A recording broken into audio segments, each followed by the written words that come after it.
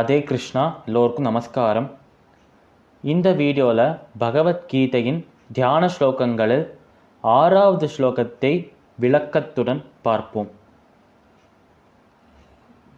பீஷ்மத்ரோணதடா ஜயத்ரதஜலா காந்தார நீலோத்பலா ஷல்யக்ராஹவதி கிருபேன வஹனி கர்ணேன வேலாகுலா அஸ்வத்தாமா விகர்ணகோரமகரா துர்யோதனாவர்தினி ஸ்வதீர்ணா கலு பாண்டவைஹி ரணநதி கைவர்த்தகः கேசவः.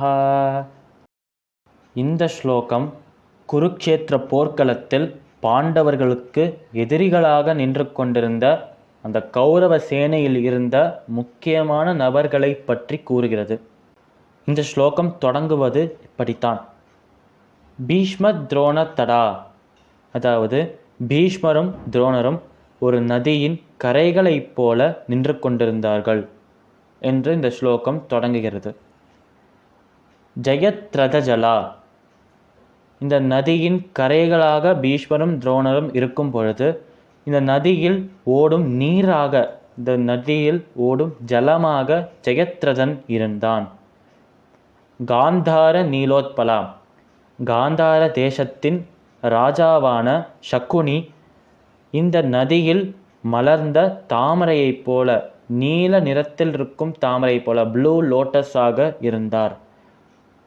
ஷல்யக்ராஹவதி, அதாவது ஷல்யன் என்று அழைக்கப்படும் ராஜா கிராஹவதியாக, அதாவது ஒரு முதலையாக இந்த நதியில் நீந்தி கொண்டிருந்தார். கிருபேன வஹனி கர்ணேன வேலாகுலா, கிருபாச்சாரியாரும் கர்ணரும் இந்த நதியில் எழுந்து எழுந்து விழுந்து விழுந்து சென்று கொண்டிருந்த அலைகளாக இருந்தனர் என்று கூறுகிறது இந்த ஸ்லோகம். அஸ்வத்தாமா விகர்ண கோரமகரா, அதாவது அஸ்வத்தாமாவும் விகர்ணனும் மிகவும் பயங்கரமான முதலைகளாக இந்த நதியில் சுற்றி கொண்டிருந்தனர் என்று கூறுகிறார்.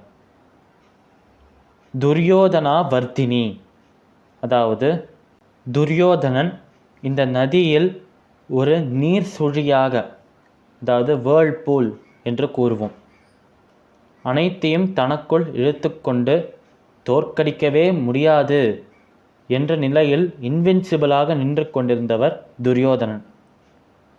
ஸ்வதீர்ணா கலு பாண்டவை ரணநதி கைவர்த்தகः கேசவஹா, அதாவது ஒரு நதியில் இவ்வளவு பிரச்சனைகள், இவ்வளவு பயங்கரமான வஸ்துக்கள் இருக்கும் பொழுது இந்த நதியில், அதாவது இந்த குருக்ஷேத்திர போர்க்களத்தில், இந்த மகாபாரத போரில் பாண்டவர்கள் எப்படி ஜெயித்தார்கள் என்று ஒரு சந்தேகம் வரும் நமக்கு.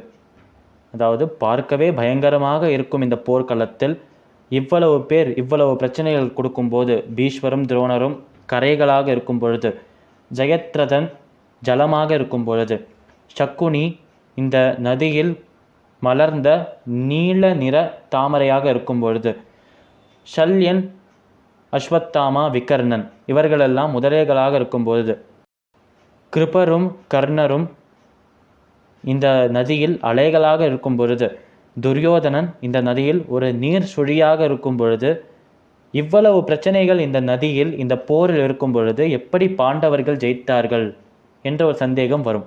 அதற்கான விடை ஸ்வதீர்ணா கலு பாண்டவை ரணநதிகி கைவர்த்தகः கேசவஹா. ஒரு நதி எவ்வளவு பயங்கரமாக இருந்தாலும் அந்த நதியை கடந்து செல்ல ஒரு படகோட்டி உதவியாக இருந்தால் நிச்சயமாக சுலபமாக அந்த நதியை கடந்து விடலாம்.